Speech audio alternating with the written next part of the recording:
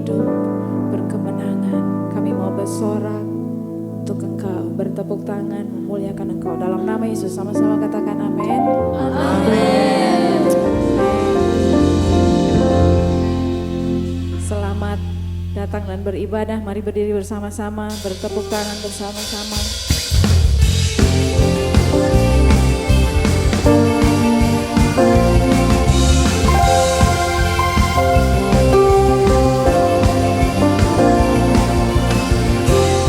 Kasih setiamu nyata bagiku, hikmat kebajikan tersedia bagiku. Sebab alasanku limpahkan segalanya, dan anugerahnya sangat besar bagiku. Katakan aku diberkati, aku dilimpahi, amin. karena alasanku untuk menyediakan.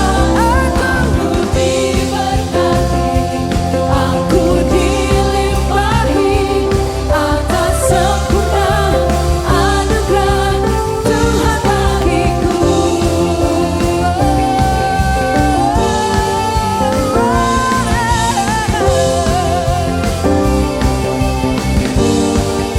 Mari nyanyikan sama-sama. Kasih Kasih setiamu nyata bagiku,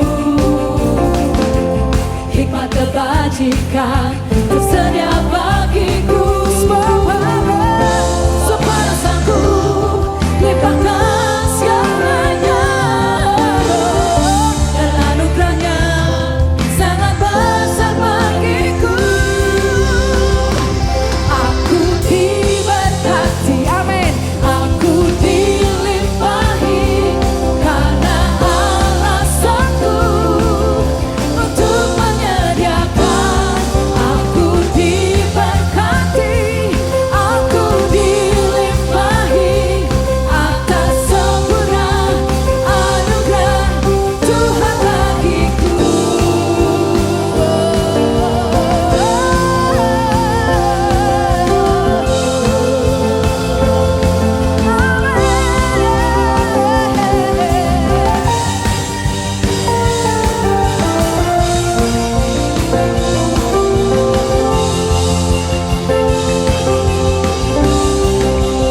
Sama-sama nyanyikan.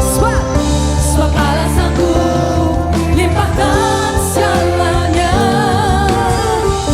dan anugerahnya sangat besar bagiku. Sebab alasanku limpahkan segalanya, dan anugerahnya sangat besar bagiku. Jemaat, aku diberkati, aku dilimpahi, karena alasanku untuk menyediakan.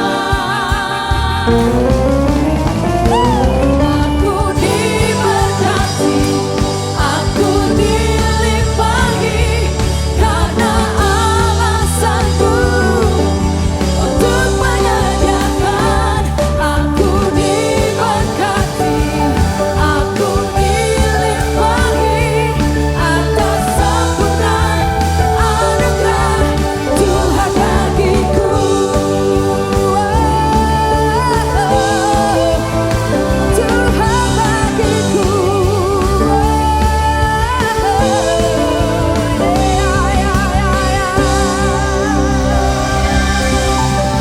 Amin. Begitulah kasih Tuhan buat kita semua. Amin. Sempurna. Boleh kasih tos kanan kirimu, katakan kasih Tuhan buat kita semua sempurna. Amin.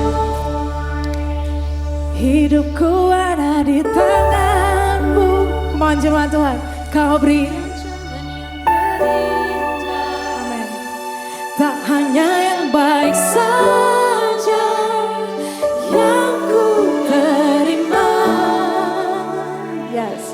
walau tubuhku diremukkan, walau jiwaku terkoyakkan.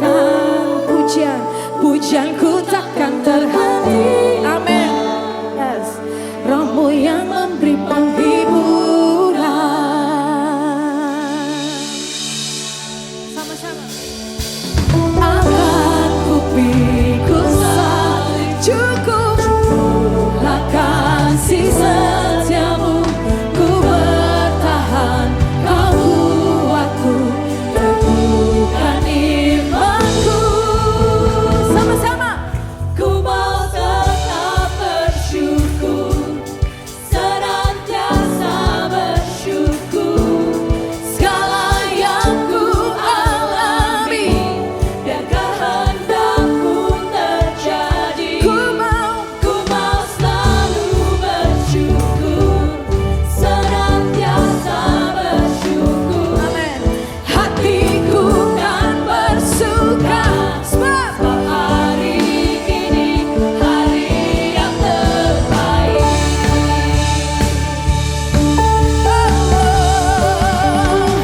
Hidupku ada di tangan-Mu, Kau beri rancangan yang terindah. Tak hanya yang baik saja yang ku terima.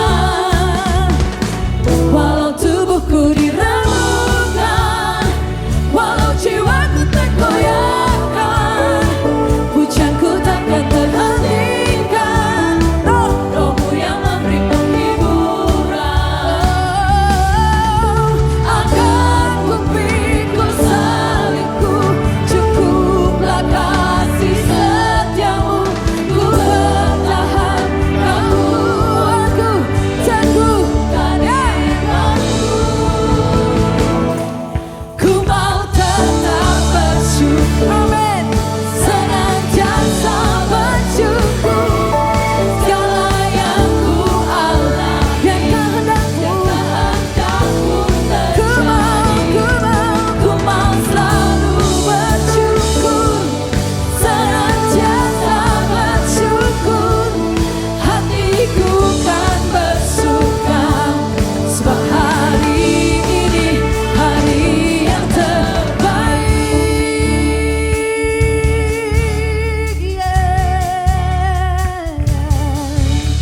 Akan kupikul salibmu, cukuplah kasih setiamu, ku bertahan, kau kuatku, teguhkan imanku.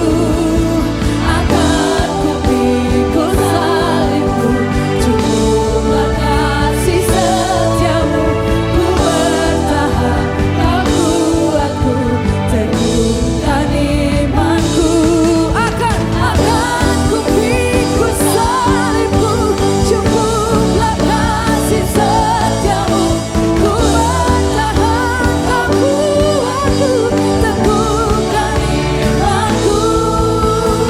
Hai, ku mau tetap bersyukur, senantiasa bersyukur.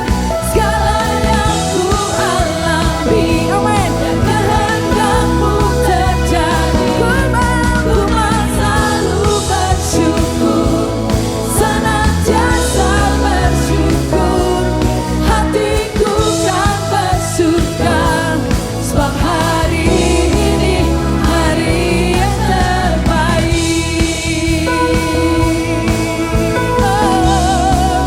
Hari yang terbaik, ku mau syukur. Hari yang terbaik, hari yang terbaik, hari yang terbaik.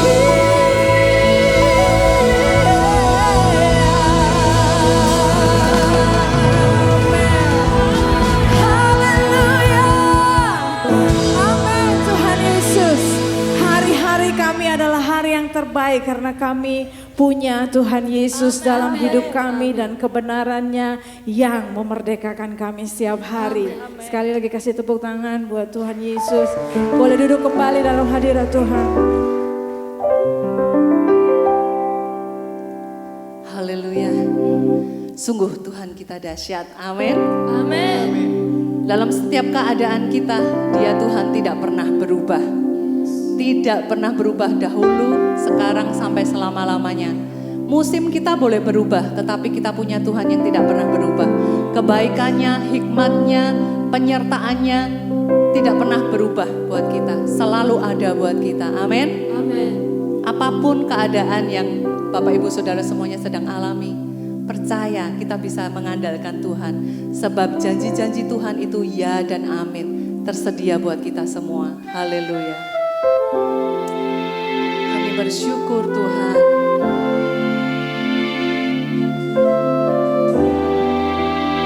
Kau menyatakan kasih setiamu buat kami Tuhan.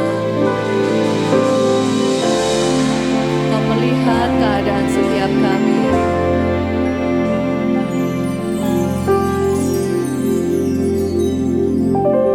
Sungguh besar setiamu, Kau nyatakan bagiku. Kau Bapa yang selalu mengerti isi hatiku.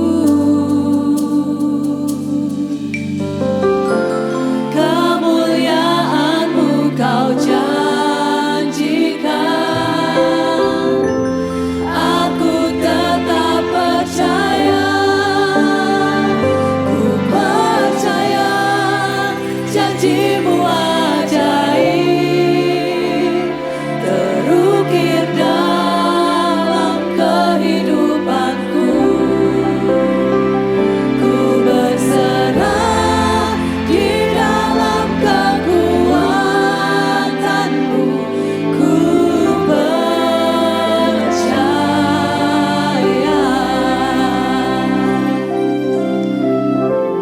Kami mau berserah hanya kepadamu Tuhan. Dalam setiap situasi apapun.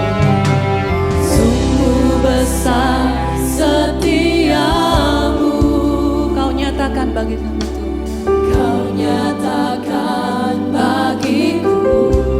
Kau Bapa yang selalu mengerti. Kau Bapa yang selalu mengerti isi hatiku. Kemuliaan-Mu Tuhan. Kemuliaan-Mu Kau janjikan, Aku mau terus percaya Tuhan.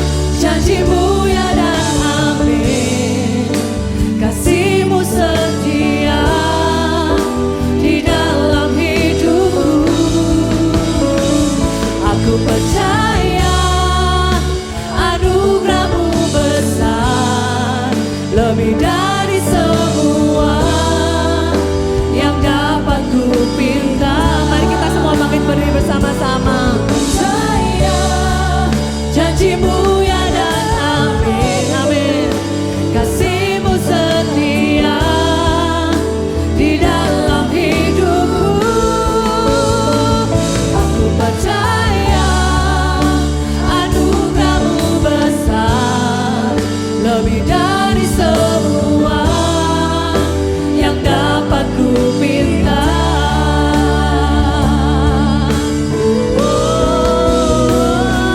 Percaya janjimu ya dan amin, kasihmu setia di dalam hidupku.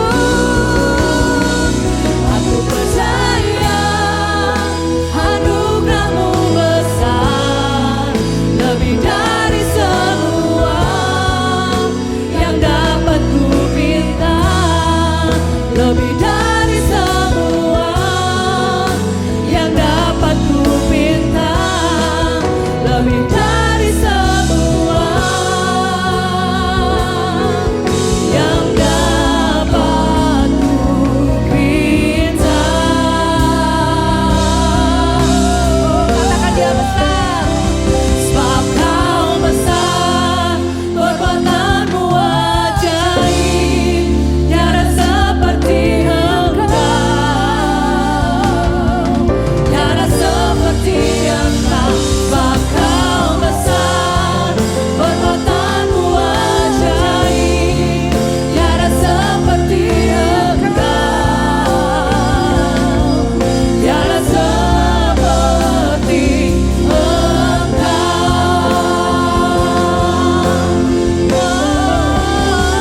Sebab kau besar, perbuatanmu ajaib, tiada seperti Engkau,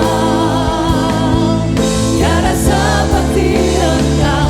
Sebab kau besar, perbuatanmu ajaib, tiada seperti Engkau, tiada seperti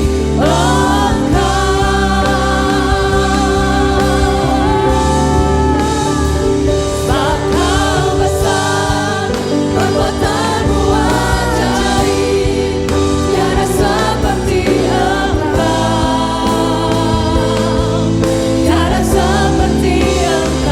Sebab kau besar, perbuatanmu ajaib, tiada seperti Engkau, tiada seperti Engkau, tiada seperti Engkau, tiada seperti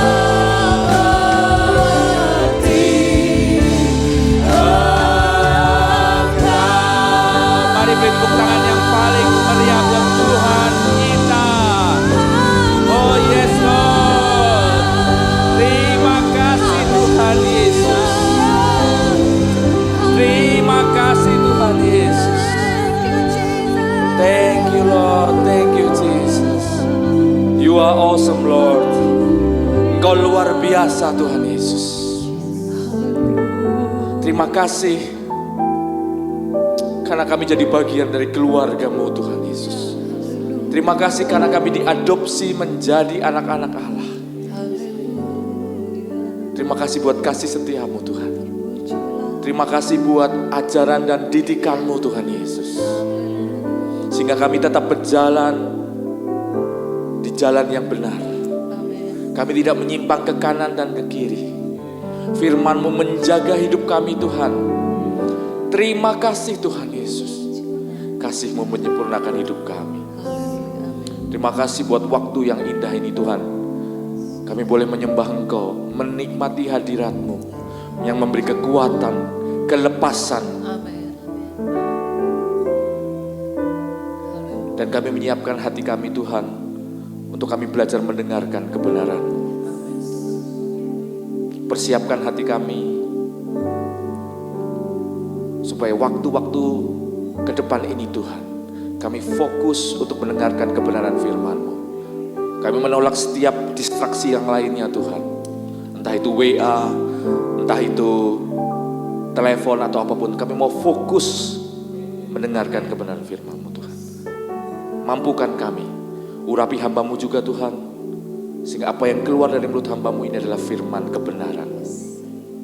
Terima kasih Bapak, terima kasih. Berkati jemaat di tempat ini Tuhan Yesus. Semua yang siap katakan amin. Silakan duduk Bapak Ibu.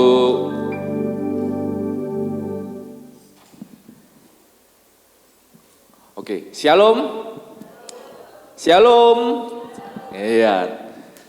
Kita memasuki minggu kedua di bulan Februari ini. Temanya masih sama, yaitu ekonomi kerajaan Allah.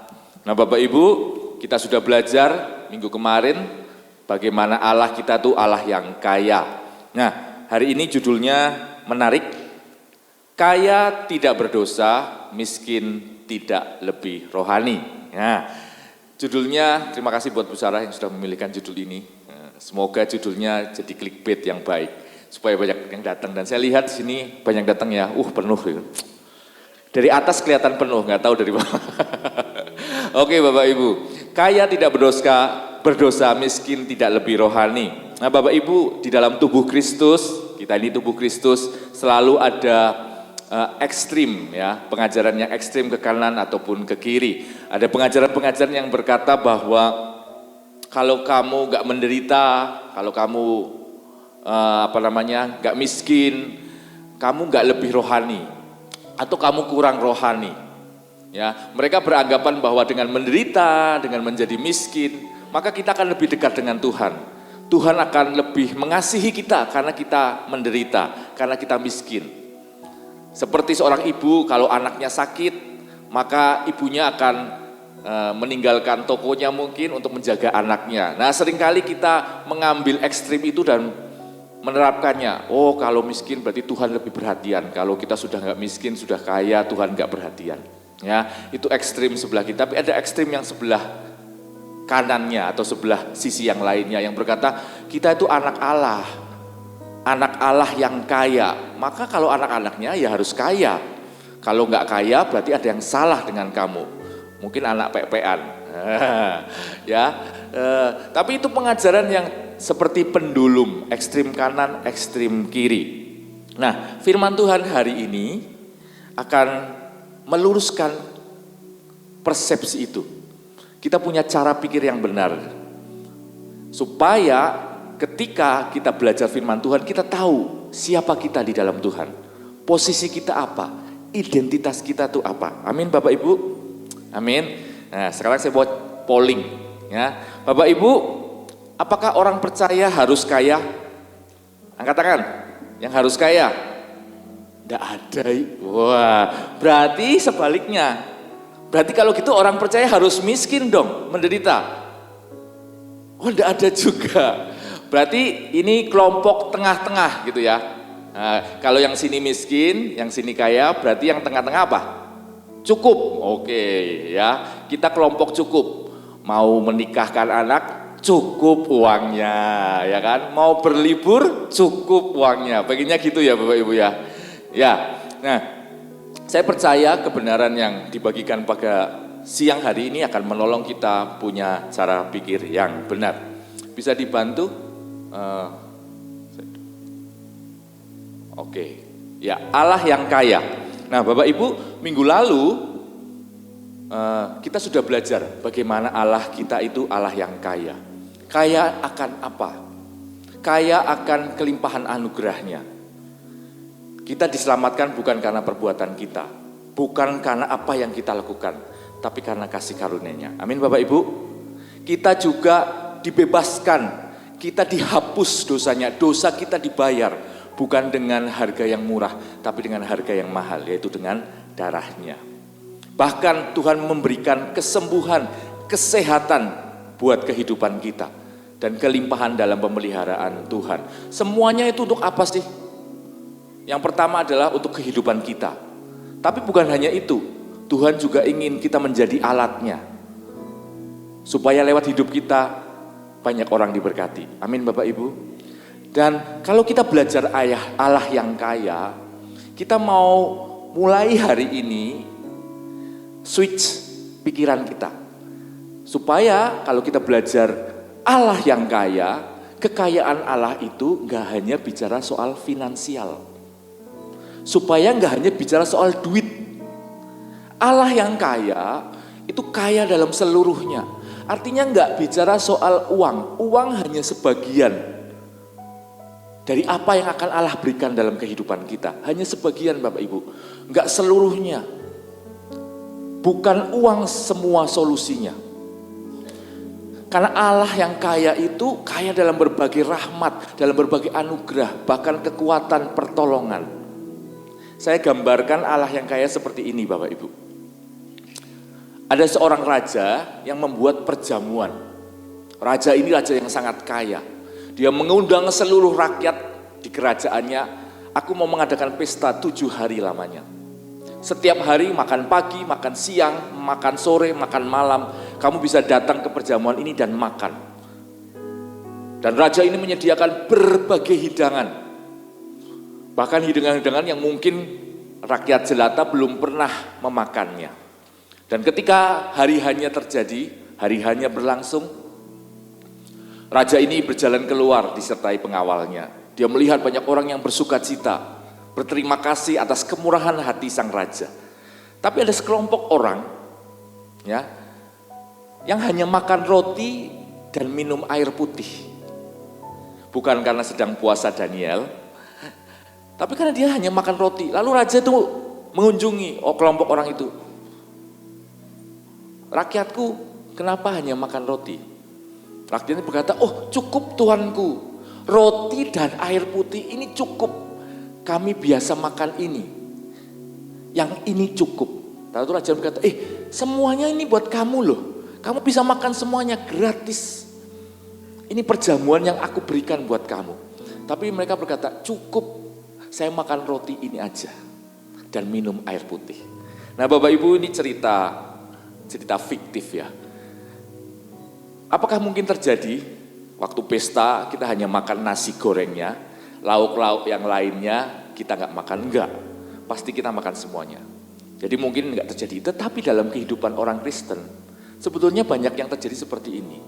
Kenapa? Karena ketika pendeta, pengkhotbah, pembicara di depan ini bicara tentang bahwa Tuhan itu kaya, Allah memberkati saudara. Dalam pikiran kita selalu hubungannya dengan uang.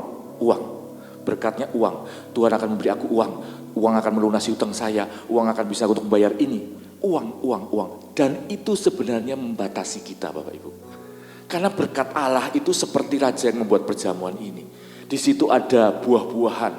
Berkat kesehatan yang akan membuat kita menikmati berkat finansial yang kita terima.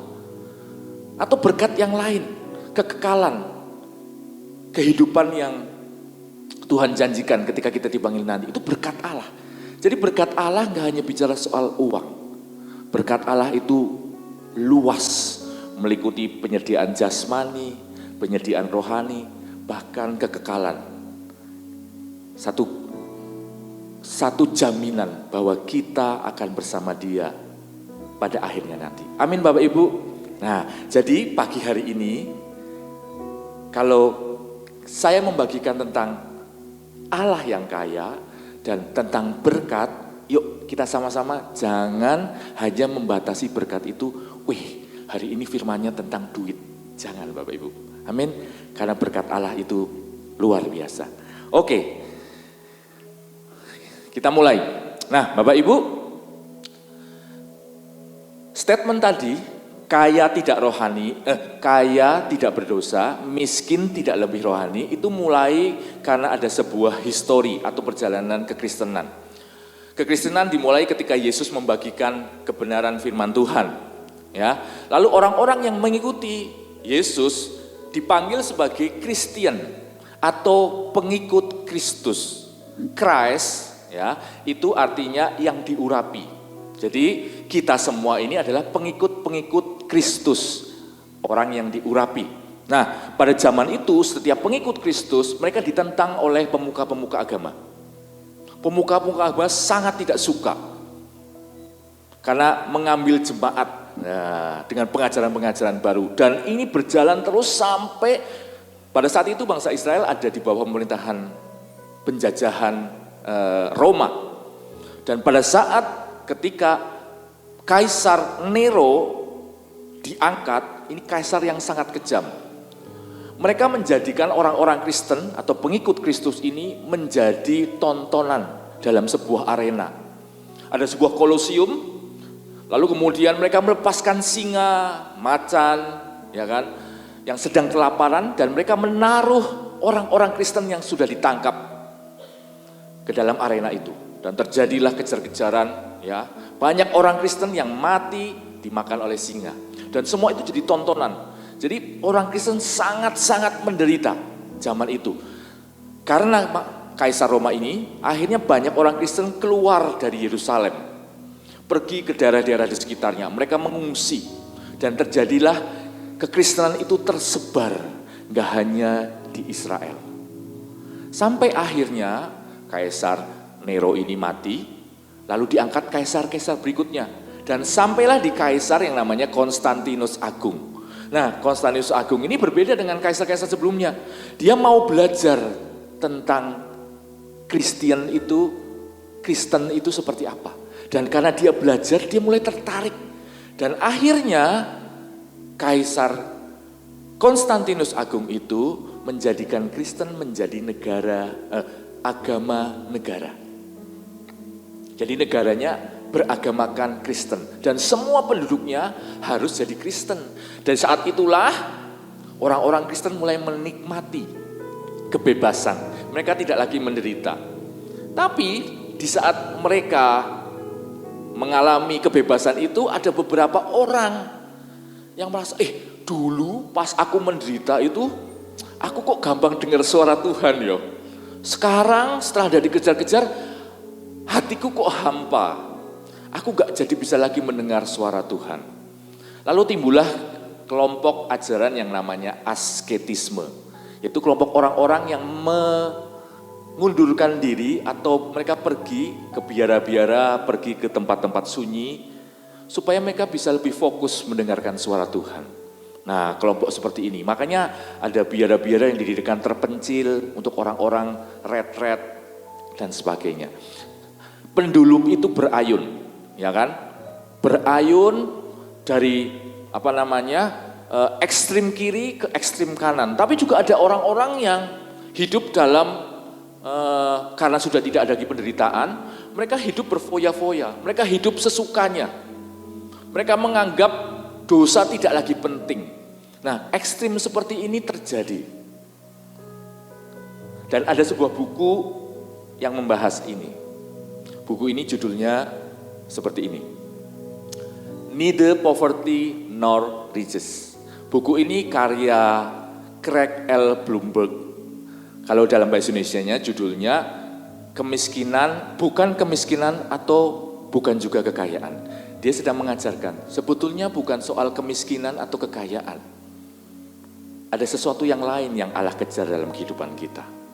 Dan di dalam buku ini, si Craig L. Blomberg ini membagi menjadi 4 kelompok orang, Bapak Ibu. Ya, 4 kelompok orang ini ada di 2 kuadran. Kuadran itu sisi. Ya, sisi kiri, sisi kanan itu kuadran. Sisi gelap, sisi tenang, berarti ada 2 kuadran. Ada 4 kelompok orang. Nah, saya ingin membagikannya buat Bapak Ibu. Ya, nanti bisa difoto kalau pengen tahu. Oke. Nah, kuadrannya seperti ini, kita pakai perumpamaan kuadran hitam dan kuadran putih. Nah, di kuadran hitam ada kelompok orang yang pertama. Orang ini adalah orang-orang yang miskin, dan dalam kemiskinannya, dia berpikir bahwa uang adalah solusinya. Banyak gak orang yang seperti ini? Banyak. Ya. Dan mungkin kita juga dulu pernah mengalami seperti ini. Sebelum kita dibebaskan kebenaran firman Tuhan. Ya, saya juga dulu mengalami hal seperti ini. Saya berpikir uang itu bisa menyelesaikan banyak hal. Enggak semuanya, tapi banyak hal. 99,99% lah. Yang 0,001 bukan uang. Orang-orang seperti ini, di dalam kemiskinannya, dia berpikir masalah yang dia hadapi, masalah dengan keluarga, masalah di dalam pekerjaan, masalah dalam sosial, semuanya bisa diselesaikan dengan uang. Kalau aku punya uang banyak, pasti masalah ini selesai. Kalau uangnya nambah, pasti masalahku dengan istri selesai. Kalau uangnya nambah, masalahku dengan anak ini selesai. Nah, Ini orang-orang kelompok A yang ada di kuadran hitam. Tapi ternyata ada juga orang yang kelompok B. Kelompok B ini adalah orang-orang yang kaya, yang punya uang. Tapi ternyata hatinya tetap menganggap bahwa uang adalah segalanya. Jadi dalam kekayaannya, dia mempertahankan kekayaannya dengan segala usaha. Bahkan kalau perlu enggak berkurang, nambah. Bagaimana caranya supaya hartaku nambah? Bagaimana caranya supaya uangku enggak berkurang? Bahkan terus nambah. Apakah orang ini khawatir? Khawatir bukan karena enggak punya uang, tapi kekhawatirannya karena jangan-jangan uangku berkurang. Gimana caranya nambah? Ini kelompok B menurut Craig L. Blomberg tadi. Nah, kalau ada kuadran yang hitam, ternyata ada kuadran yang putih. Nah, Bapak Ibu, di dalam kuadran yang putih ada kelompok C. Kelompok orang yang tidak memiliki banyak uang secara standar dunia ini. Tapi ternyata walaupun dia tidak memiliki banyak uang, tapi hatinya enggak melekat ke uang, tapi melekat ke Tuhan. Dia tidak menganggap bahwa uang itu solusi atas kemiskinannya. Ada enggak kira-kira Bapak Ibu? Atau cuma dicerita? Ada ya Bu Sarah? Oh Bu Sarah ada, semangat. Ada Bapak Ibu. Siapa itu? Paulus. Kalau kita belajar kehidupan Paulus tidak punya banyak uang dalam satu masa di hidupnya. Tapi dia tidak pernah menganggap bahwa kekayaan itu solusi atas setiap tantangan yang sedang dihadapi. Contoh lain apa? Misionaris. Atau pendeta yang dikirim ke pelosok-pelosok desa. Secara dunia mereka tidak punya banyak uang. Mereka dikirim oleh satu gereja mungkin dengan kiriman uang atau dengan jumlah yang cukup untuk 1 bulan. Tapi mereka menganggap bahwa itu hal yang biasa. Dan mereka tidak mencari uang itu, mereka lebih mencari apa yang bisa mereka lakukan untuk Tuhan. Saya punya sebuah cerita, ada seorang perempuan namanya Carrie Pickett. Dia dikirim oleh gerejanya, oleh satu badan Kristen, menjadi seorang misionaris di Rusia. Pada usia 17 tahun Bapak Ibu. Karena keinginannya dia, akhirnya dia diutus. Mama papahnya sebetulnya deg-degan juga waktu ngurus, karena waktu itu zamannya Rusia itu sedang ada dalam masa komunis. Komunis waktu itu masih ada sebelum Gorbachev, dan Amerika adalah musuh dari Rusia. Jadi ketika mereka di sana, dia mengalami banyak tantangan. Ada satu masa dalam hidupnya, kiriman dari gerejanya terlambat. Jadi dia hanya punya beberapa telur, dan dia makan dengan telur itu, untuk makan pagi, makan siang, makan sore, ya kan? Telur rasa soto, telur rasa spesial ya. Kalau di sini mungkin Indomie ya, Indomie soto ini. Tapi dia hidup seperti itu dan suatu ketika satu malam dia berdoa, Tuhan, aku ingin makan yang lebih baik. Dia berdoa seperti itu. Lalu dia melayani di penjara Rusia. Dan ketika dia selesai melayani penjara Rusia, dia pulang, dia jalan ke apartemennya di lantai 4 atau 5, dia melewati sebuah lantai, di lantai 2 yang pintunya sedang terbuka. Dan dari pintu yang terbuka itu apartemen terdengar banyak orang yang sedang bercerita, tertawa-tertawa dan bau masakan keluar dari apartemen itu. Wah, perutnya langsung lapar. Dia melewati apartemen itu, tiba-tiba dia dipanggil, "Hey Carrie, come here." Ya, dia disuruh ke situ. Wah, "Carrie, kenalkan, ini saudara-saudaraku." Ya. Mereka dari desa-desa di Rusia, kami sedang merayakan acara. Mari masuk. Carrie dipanggil, mereka masuk. Ayo makan. Dan di situ sudah ada pesta yang luar biasa. Mari makan. Diajak makan si Carrie ini. Setelah makan, kenyang, Carrie mau pulang. Tapi si ibu ini berkata, "Carrie, jangan pulang dulu. Kami siapkan sesuatu." Dia bungkus sisa makanan yang tersisa itu, dimasukkan ke dalam Tupperware mungkin gitu ya, atau kotak plastik, dan diberikan kepada Carrie. Satu jawaban pertolongan Tuhan. Belum tentu uang itu adalah jawabannya Bapak Ibu. Tuhan bisa menjawab dengan berbagai cara. Jadi akan ada orang-orang yang tipe C ini. Orang-orang yang mungkin tidak punya banyak uang secara standar dunia. Tapi puji Tuhan, hati mereka enggak tetap melekat kepada Tuhan. Dan kemudian ada kelompok yang D. Saya berharap kita semua ada di dalam kuadran ke putih ini. Kelompok D adalah orang yang memiliki banyak uang, orang yang secara finansial diberkati, tapi ternyata hatinya enggak melekat kepada uang itu. Dia ngerti bahwa harta benda yang diberikan dalam hidupnya itu sebuah kepercayaan. Maka dia menjadi pengelola atas harta itu. Semakin banyak hartanya, gak membuat dia semakin takut kehilangan. Bahkan dia semakin luar biasa memberi apa yang Tuhan percayakan.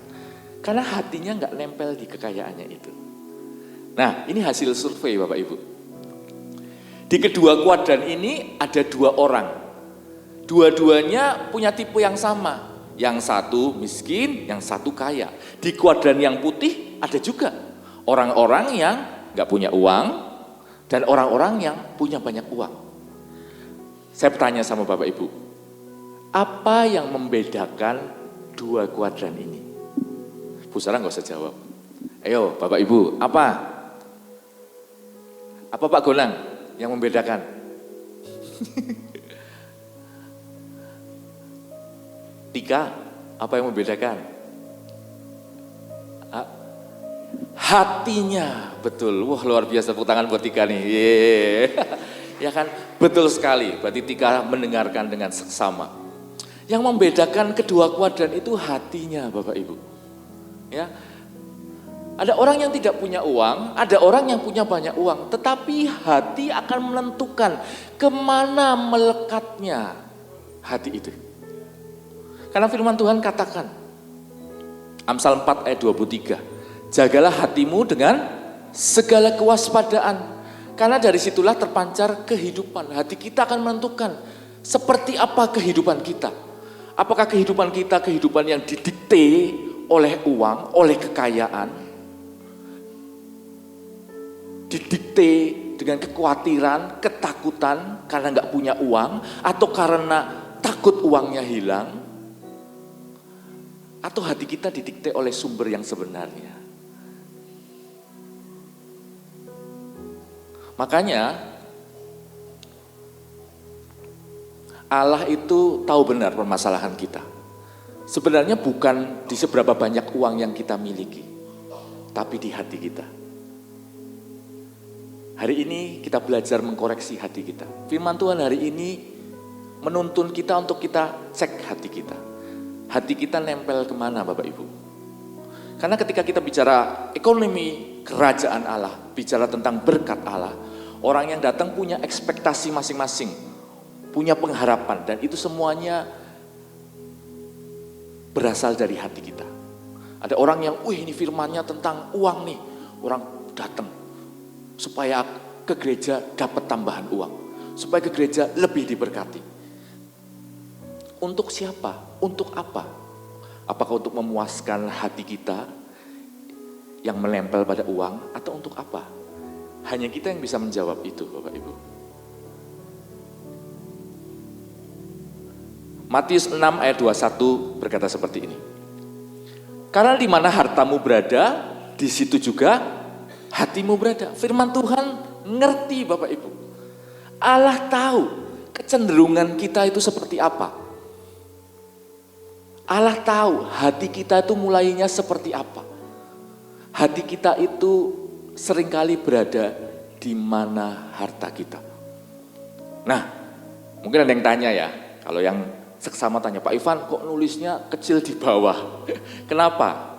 Karena ada alasannya Bapak Ibu. Jadi ayat ini ada di dalam perikop, di dalam Matius, yang judul perikopnya adalah perihal mengumpulkan harta. Ayat sebelumnya berkata seperti ini Bapak Ibu. Janganlah kamu mengumpulkan harta di bumi, di mana ngengat dan karat merusaknya, dan mencuri membongkar serta mencurinya. Tetapi kumpulkan bagimu harta di surga, di mana ngengah dan karat tidak merusaknya, dan pencuri tidak membongkarnya serta mencurinya. Nah Bapak Ibu, kalau kita dengar ayat ini, berarti harusnya kelompok D tadi nggak berlaku dong. Kan kita nggak perlu ngumpulin uang, ya hidup dengan seadanya aja. Tapi firman Tuhan nggak bicara seperti itu Bapak Ibu. Firman Tuhan tidak against setiap orang diberkati dan menjadi kaya. Ingat judulnya tadi, kaya tidak berdosa, miskin tidak rohani. Jadi Tuhan tidak sedang berseberangan dengan orang-orang yang kaya. Tapi Pak Ivan, kan orang kaya masuk surga, orang kaya susah masuk surga. Jadi mendingan tidak kaya. Ada yang mau kayak gitu? Tidak ada. Ya. Firman Tuhan hari ini akan menolong kita. Nah Bapak Ibu, Matius 6 ayat 19 sampai 20 ini yang saya tulis di atas itu diambil dari terjemahan baru. TB itu terjemahan baru. Nah, saya cari dari terjemahan bahasa Inggrisnya, ada satu kata yang hilang. Yang akan menolong kita punya cara pikir yang benar, punya hati yang benar membaca ayat ini. Nah, saya sudah cari terjemahannya. Ternyata ada satu terjemahan yang memakai ayat itu, yaitu terjemahan versi mudah dibaca atau VMD. Nah, di VMD kata-katanya seperti ini. Janganlah menimbun harta di bumi untuk diri sendiri. Rayap dan karat akan merusakkan harta benda di bumi ini, dan pencuri dapat masuk ke rumahmu dan mencurinya. Bapak Ibu, ketika kita mengumpulkan harta untuk kita sendiri, kita sedang memberi makan hati kita yang tidak benar. Tapi ketika kita mengumpulkan harta, bukan hanya untuk sendiri, untuk sebuah tujuan yang lebih besar, itulah rencana Allah dalam kehidupan kita.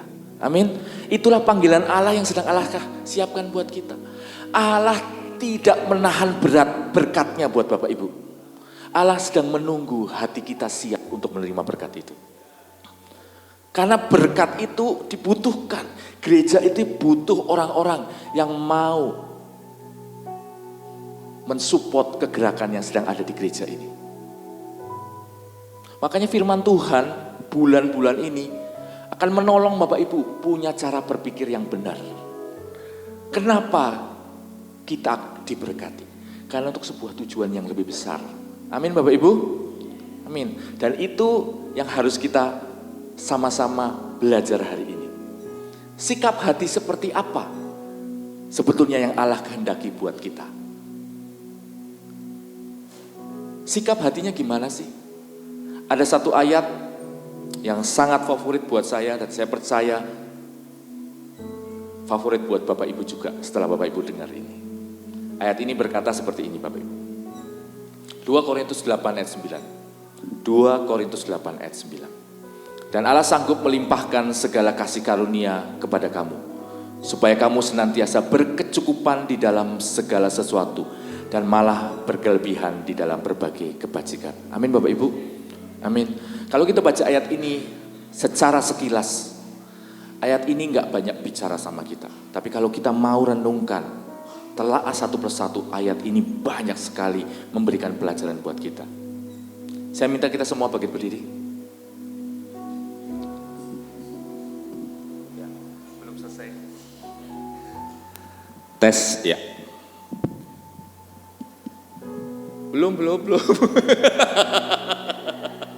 Sudah pada, belum, catanya masih belum. Oke, nah Bapak Ibu, ayat ini begitu penting.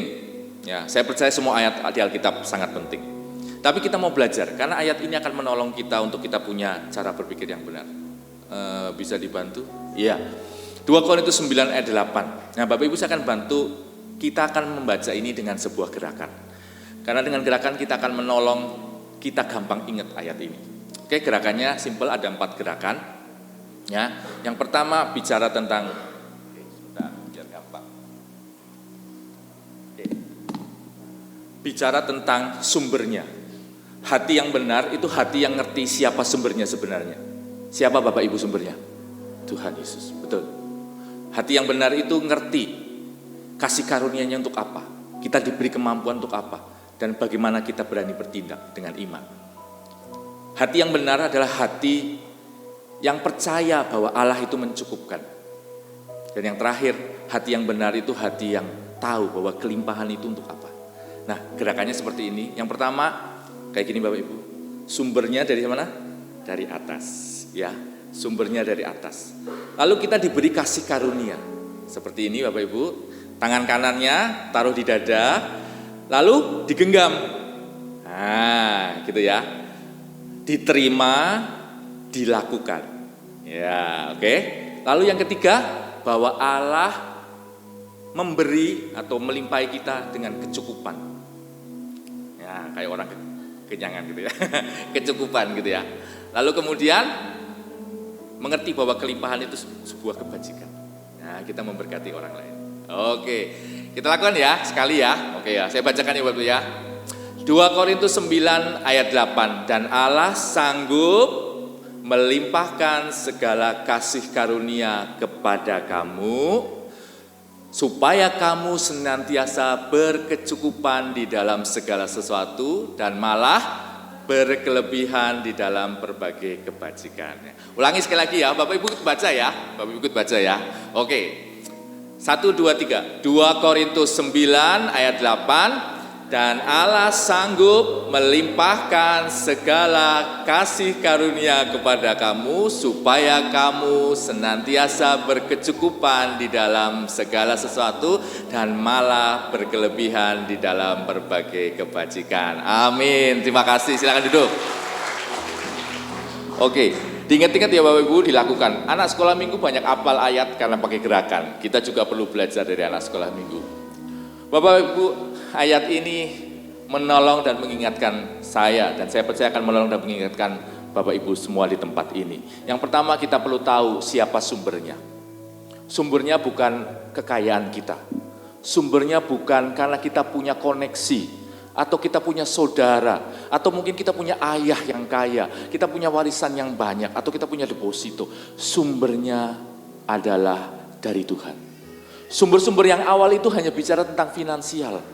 Padahal sumber yang sebenarnya Allah, berkatnya itu lebih dari itu. Berkatnya lebih besar daripada itu. Makanya firman Tuhan katakan, akulah pokok anggur dan kamulah ranting-rantingnya. Barang siapa tinggal di dalam aku dan aku di dalam dia, ia berbuah banyak. Sebab di luar aku kamu tidak dapat berbuat apa-apa.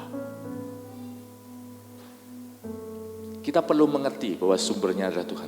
Kalau kita diberi banyak berkat finansial, puji Tuhan. Tapi jangan jadikan itu jadi sumber kita. Sumber kita tetap Tuhan. Yang kedua, segala kasih karunia itu untuk apa? Segala itu artinya semua. Tidak hanya satu. Firman Tuhan katakan kita diberi kasih karunia. Yang pertama apa? Untuk mencukupi kebutuhan hidup kita. Ulangan 8 ayat 18 berkata, tetapi haruslah engkau ingat kepada Tuhan Allahmu, sebab dialah yang memberi kepadamu kekuatan untuk memperoleh kekayaan. Jadi Tuhanlah yang memampukan kita. Kita bisa bekerja dengan baik, kita bisa memperoleh sesuatu yang baik dalam pekerjaan kita, dalam usaha kita. Itu semua karena Tuhan yang memberi kita kekuatan. Kasih karunia-Nya memampukan kita. Bahkan bukan hanya itu. Tuhan juga memberikan kasih karunia untuk keselamatan kita. Sebab karena kasih karunia kamu diselamatkan oleh iman. Itu bukan hasil usahamu, tetapi pemberian Allah. Kasih karunia Allah juga berlaku saat kita menghadapi tantangan. 2 Korintus 12 ayat 9 berkata, akan tetapi ia berfirman kepadaku, kasih karuniaku kepadamu cukup bagi engkau, sebab justru kekuatanku nyata dalam kelemahan. Dan yang terakhir, kasih karunia untuk melakukan berbagai pekerjaan baik. Karena kita ini buatan Allah, diciptakan dalam Kristus Yesus untuk melakukan pekerjaan baik yang dipersiapkan Allah sebelumnya. Ia mau supaya kita hidup di dalamnya. Amin Bapak Ibu. Amin. Yang kedua, yang ketiga. Berkecukupan di dalam apa? Berkecukupan di dalam segala sesuatu yang dibutuhkan untuk kehidupan kita, untuk keluarga kita, untuk anak-anak kita. Filipi 4 ayat 19 berkata, Allahku akan memenuhi segala keperluanmu menurut kekayaan dan kemuliaannya di dalam Kristus Yesus. Bapak Ibu, Allah adalah Allah yang tahu apa yang kita butuhkan. Dia bukan Allah yang diam saja, Dia Allah yang ada di dalam kita. Dia ngerti apa yang sedang kita hadapi. Dan ayat ini menolong kita. Makanya dia menggambarkan dirinya sebagai gembala. Dia gembala yang baik. Mazmur 23 berkata, Tuhan adalah gembalaku. Apa selanjutnya? Pinter. Kalau dia gembala, kita nggak akan kekurangan. Kita akan berkecukupan. Pak Ivan kok berkecukupan? Aku pengennya berkelimpahan. Tadi kan ada kata berkelimpahan. Nanti ya, nah, habis ini. Untuk kehidupan kita Allah mencukupkan. Bapak Ibu, kalau kita belajar tentang anatomi tubuh kita itu didesain untuk cukup sebetulnya, bukan berlimpah. Kalau saya tanya Bapak Ibu, kalau saya misalnya ketemu satu orang, saya ngomong, oke, buat uji coba, saya akan kasih kamu 1 bulan, saya bayarin kamu 1 bulan makan steak di mana aja, tapi harus steak dok. Steak itu bukan tongkat ya, steak itu daging gitu ya, makan daging sapi steak 1 bulan penuh, hanya makan daging saja. Dan kalau orang itu menerima tantangan saya, 3 hari pertama dia pasti senang banget, dia makan di steak apa, steak B, steak C, semuanya. Tapi setelah 3 hari apa yang terjadi? Tubuhnya mulai menolak steak itu. Bosen, steak seenak apapun rasanya tidak enak. Yang dibayangkan dia kupat tahu, soto, ya kan, nasi goreng. Kenapa? Karena tubuh kita diciptakan itu untuk cukup Bapak Ibu. Kalau kita kelebihan gula jadi apa? Oh saya pikir jadi pabrik gula, ya, jadi diabetes. Ya kan, kolesterol perlu nggak? Perlu. Kelebihan kolesterol? Ya over kolesterol. Tubuh kita itu sebenarnya didesain cukup. Loh, kalau tubuh kita didesain cukup, kelebihannya untuk apa? Kelebihannya untuk diberikan orang lain. Kelebihannya itu untuk kita menjadi berkat buat orang lain. Berkat Allah itu sama Bapak Ibu. Makanya firman ini nggak hanya berhenti di berkecukupan untuk kebutuhan kita. Ada ayat selanjutnya, berkelebihan untuk apa? Untuk melakukan berbagai kebajikan dan pekerjaan baik. Kata berlebihan itu menunjukkan bahwa Tuhan tidak hanya memberi cukup, tetapi lebih dari cukup. Supaya kita menjadi berkat buat orang lain. Makanya kemarin Pastor Sani berkata, Tuhan memberikan kita roti untuk dimakan. Tapi nggak berhenti di situ. Dan benih untuk ditabur. Tujuan kelimpahan itu bukan hanya untuk diri sendiri. Tapi untuk kita tuh menolong sesama, memberi dan melayani. Saya minta tim musik bisa maju ke depan. Jadi frasa dan malah berkelebihan di dalam berbagai kebajikan. Itu sedang berbicara Allah akan memampukan kita. Allah memberkati kita. Gak hanya untuk kita tok. Allah memberkati kita untuk apa? Untuk kita bisa memenuhi sebuah panggilan ilahi akan amanat agung. Untuk gereja ini bisa melakukan amanat agung, butuh orang-orang seperti kita Bapak Ibu. Orang-orang yang sudah diberkati. Untuk apa? Untuk memberkati. Orang-orang yang sudah dipulihkan. Untuk apa? Untuk kita memulihkan orang lain. Itulah panggilan kita Bapak Ibu. Jadi Tuhan sedang memanggil setiap kita. Untuk kita itu diberkati dan tidak berhenti di situ. Tapi kita menjadi berkat buat orang lain. Kita seperti saluran.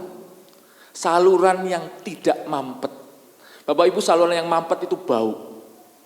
Saluran yang mampet itu pasti harus dibongkar. Tapi saluran yang bersih pasti akan sering digunakan. Dan saluran pasti akan basah. Tuhan pakai kita Bapak Ibu. Tuhan akan pakai setiap kita untuk menjadi kepanjangan tangannya. Memenuhi amanat agung ini. Amen. Ada banyak orang miskin di luar sana. Mereka yang mungkin gak punya suami karena suaminya dipanggil Tuhan, anak-anaknya masih muda. Ada orang-orang yang mungkin anak-anak yang ditinggal oleh orang tuanya yatim piatu. Siapa yang bisa menolong mereka kalau bukan kita, Bapak Ibu? Kalau kita hanya ngurusin uplek di dalam itu. Bagaimana Anda bisa melihat Yesus yang sudah memberkati kita kalau kita tidak bergerak keluar? Gereja ini bukan gereja yang tidak bergerak. Kalau kita nggak bergerak, jadinya obesitas. Kalau kita nggak bergerak, badannya sakit semua. Tapi kalau kita bergerak, kita tambah sehat. Kita tambah diberkati. Amin, Bapak Ibu. Amin. Ya, saya tutup dengan sebuah kesimpulan. Saya minta Bu Sarah maju ke depan.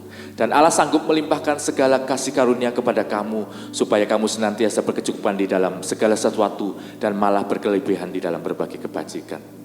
Ayat ini bisa dirangkum di dalam satu kata, yaitu menjadi pengelola. Dan kita akan mendengarkan siapa itu pengelola, apa itu pengelola. Minggu depan Bu Sarah akan membagikannya. Tuhan Yesus memberkati. Allahku kan mencukupi kebutuhanmu menurut kekayaan dan kemuliaannya. Allahku kan memenuhi keperluanku di dalam Yesus Tuhan. Allahku kan mencukupi kebutuhanku menurut kekayaan dan kemuliaannya. Allahku kan memenuhi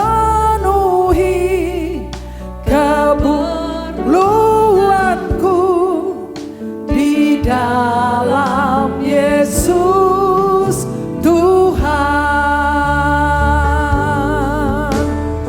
Tiada yang mustahil bagi Dia. Ajaib segala perbuatannya, segala perkara ku tanggung dalam Dia, di dalam kekuatan kasar-Nya, di dalam kekuatan kuasa-Nya. Mari berdiri bersama-sama. Allahku kan mencukupi kebutuhanku menurut kekayaan dan kemuliaannya. Allahku kan memenuhi keperluanku di dalam Yesus Tuhan. Saudara setuju? Amin. Amin. Itu lagu sepenuhnya dari Alkitab. Jadi kebenarannya sangat kaya. Kita bisa menanggung segala sesuatu. Kalau saudara sudah makan cukup, ada kelebihan, kemungkinan itu punya orang lain. Mungkin itu orang miskin yang punya. Mungkin itu janda atau anak yatim. Kalau saudara makan semua terlalu gemuk, nanti overweight. Hendaklah setiap kita memiliki hati seperti teflon. Tidak boleh ada yang melekat kecuali Yesus. Amin. Saudara tahu, kalau saudara mencintai seseorang amat sangat dan waktu dia mengecewakan, Anda sakit sekali. Betul ya? Cintailah secukupnya saja. Kalau sudah cinta kekayaan sedemikian rupa, begitu itu terambil, saudara bisa gila, bisa edan. Hati kita gak boleh melekat dengan dunia, biar melekat dengan Yesus saja. Amin. Dia adalah sumber. Thank you buat Pak Ivan. Saya berdoa untuk saudara. Saya yakin, bukan saya kira. Saya yakin Tuhan mengenal kita, oke? Amin. Dan Dia tahu hati kita. Seberapa kita melekat dengan Yesus atau melekat dengan yang lain, ya. Tapi saudara punya pilihan untuk dengan siapa saudara mau melekat. Saudara, Tuhan berikan kepada kita minimal cukup. Minimal. Kalau dikasih limpah, orang lain membutuhkannya. Pekerjaan Tuhan membutuhkannya, ya, oke? Are you ready? Saudara siap dengan firman Tuhan ini? Saudara bisa angkat tangan saudara. Saya doakan. Saudara, saya senang dengan saudara. Kita mempunyai hati yang tidak melekat. Kita punya hati yang mencintai orang-orang, ya. Gereja ini punya hati untuk orang-orang miskin, orang-orang susah. Banyak di antara saudara juga mau mengikuti program adopsi, di mana setiap orang yang susah tidak sampai nggak makan. Saya suka dengan saudara, Tuhan suka dengan kita semua. Amin ya. Oke, Tuhan Yesus, terima kasih. Tuhan, Engkau menjamah hati kami. Supaya hati kami seperti teflon, tidak melekat dengan dunia. Tidak cinta dunia, tidak cinta apapun. Sebab kalau kami cinta membabi buta, ketika itu pergi dari hidup kami, kami hancur. Kami berantakan, kami depresi. Tetapi kalau kami cinta Tuhan, Tuhan satu-satunya yang gak pernah meninggalkan kami, yang gak pernah mengecewakan kami, yang gak pernah mengkhianati kami. Kami tidak akan pernah terluka dengan mencintai Yesus. Dan kami sepakat, kami mau cinta yang Yesus cinta. Sepanjang hidupnya Yesus mencintai orang-orang miskin, janda, anak yatim. Engkau tidak pernah mengabaikan mereka. Engkau memperhatikan mereka. Engkau menaruh mereka dalam hidup kami, di sekitar kami. Pakai gereja ini, pakai kami Tuhan. Meteraikan firman-Mu di tempat terbaik dalam hidup kami. Demi nama Yesus, semua yang diberkati mengatakan amin. Silakan duduk kembali. Kita akan mempersiapkan persembahan kita. Dan kami minta Cik Vero untuk berdoa. Kami mengucap syukur Tuhan buat siang hari ini. Sungguh Engkau luar biasa buat kami. Terima kasih untuk setiap firman-Mu yang mengingatkan kembali buat kami. Dan pada siang hari ini Tuhan, kami rindu memberikan persembahan kami, ucapan syukur kami, persepuluhan kami. Kami percaya Engkau adalah Allah yang memberikan benih untuk ditabur dan roti untuk dimakan. Dan Engkau yang akan melipat gandakan setiap berkat yang kami terima. Terima kasih ya Bapa, kami menyerahkan dengan penuh sukacita. Di dalam nama Tuhan Yesus kami berdoa. Haleluya. Amin.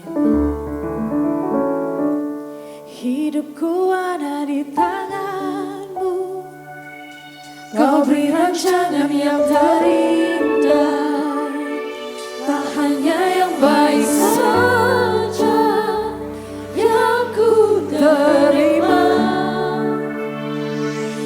Walau tubuhku diremukkan, walau jiwaku tergoyahkan, pujianku takkan terhentikan. Roh-Mu yang memberi penghiburan.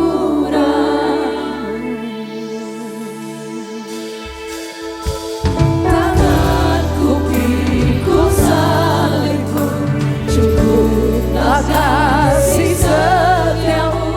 Ku bertahan, Kau kuatku, teguhkan iman. Boleh bangkit berdiri bersama-sama. Come on. Ku mau tetap bersyukur, senantiasa bersyukur. Segala yang ku alami, biar kehendak-Mu terjadi. Ku mau selalu bersyukur, senantiasa bersyukur. Hatiku kan bersuka, sebab hari ini hari yang terbaik. Yeah. Hidupku ada di tangan-Mu. Kau beri rancangan yang terindah. Tak hanya yang baik saja yang ku terima. Walau tubuhku diremukkan, walau jiwaku tergoyahkan, pujianku takkan terhentikan, Rohmu yang memberi penghiburan. Akan ku pikul salibku, cukuplah kasih setiamu, ku bertahan, kau kuatku, teguhkan imanku. Ku mau tetap bersyukur, senantiasa bersyukur, segala yang ku alami, biarkan kehendak-Mu terjadi. Ku mau selalu bersyukur, senantiasa bersyukur, hatiku kan bersuka. Setiap hari ini hari yang terbaik.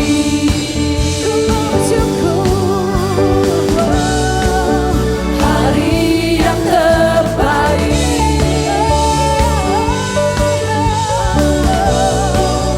Hari yang terbaik. Hari yang terbaik. Hari ini hari yang terbaik.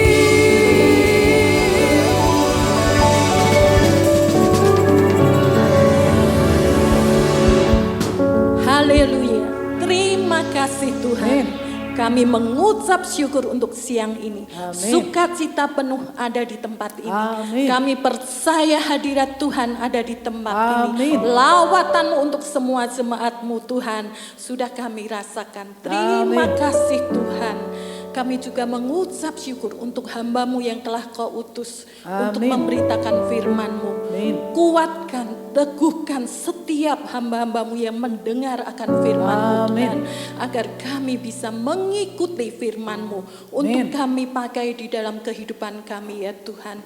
Teguhkan, Amin. kuatkan kami Tuhan. Amin. Bapa yang ada di surga, kami berdoa untuk Ibu Gembala kami, Bu Sarah yang nanti Terima akan kasih, melanjutkan perjalanannya untuk melayani di Jogja. Kiranya Tuhan melindungi, memberikan kesehatan, kekuatan, Amin. agar beliau senantiasa menjadi kepanjangan tangan, Amin. mukjizat Dalam nama terjadi Yesus. dimanapun beliau Amin. berada. Amin. Bapa yang ada di surga bersama dengan seluruh umat-Mu di tempat ini, kami berdoa untuk bangsa dan negara Amin. kami Tuhan. Oh, Di Tuhan. dalam segala kesulitan yang ada akhir-akhir Ya, ini, Tuhan. kami percaya Tuhan terus mengawal negara ini Amin. Tuhan. Tuhan memberkati Kami bangsa mengucap Indonesia. syukur sampai dengan hari ini kami boleh beribadah. Kami boleh beribadah kepada Tuhan dengan leluasa. Kami mengucap syukur Tuhan. Ya, Engkau Tuhan. akan bekerja melalui mereka yang telah Engkau pilih. Bekerja dengan hati nurani Amin. yang bersih Amin. untuk kemajuan negara ini ya Bapa. Amin. Kami juga berdoa untuk setiap jemaat-Mu yang siang ini sakit ataupun mengalami segala problema.